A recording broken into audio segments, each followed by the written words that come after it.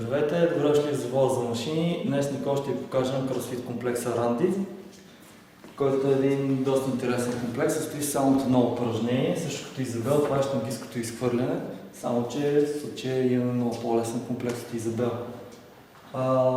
Ранди е бил ветеран от Лос-Анджелиската полиция. Не знаем 75 защо му е толкова любимо число, със сигурност не е бил 75 и много, но целият комплекс е 75 по 75, като в случай първото 75 с броя повторение, второто тежестта на щангата 75 паунда, което за наше щастие се дели на 2,2 получаваме 34 кг на щангата. Хубаво ще да бъде и повторенията да ги делим на 2,2, но за съжаление те си остават. Тоест целият комплекс представлява щангистското изхвърляне с 34 кг за 75 повторения. Целта е да направите за възможно по-малко време, като вие решавате кога да почивате. Може да го разбиете на петици, на десятки, а може просто по усмотрение да почивате, докато направите 75 повторения. Нека ви покажем стандарта за щангистското изхвърляне. При него щангата в долно положение е опрява пода. В горно положение е заключена в лактите над главата.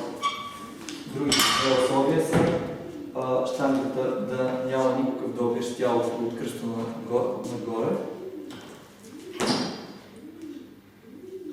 И погледнато отстрани, колената да не правят ъгъл по-малко от 90 градуса, защото тогава обръщането с подклек се превръща в обръщане с клек.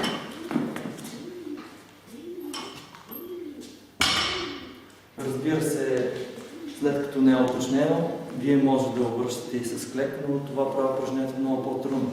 Именно за това не е фиксирано обръщането да бъде с клек и по-добре използвате варианта с подклек. Дори ако сте достатъчно силни или нямате много добра техника на обръщането, може да го правите и силово, да разчитате само на мускули. Важното е да направите 75 повторения с тези 75 паунда или 34 кг. Това е всичко. Много лесен комплекс, само едно упражнение, което много трудно се заучава. Нека да видим Никола как ще се справи.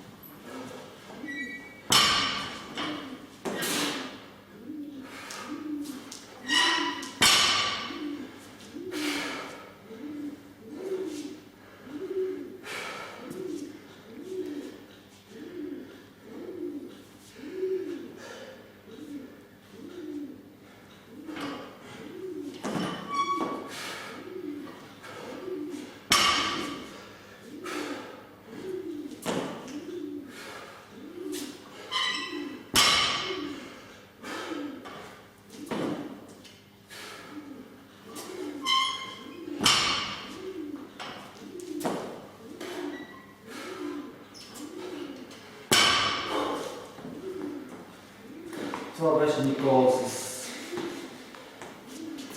комплекса Ранди.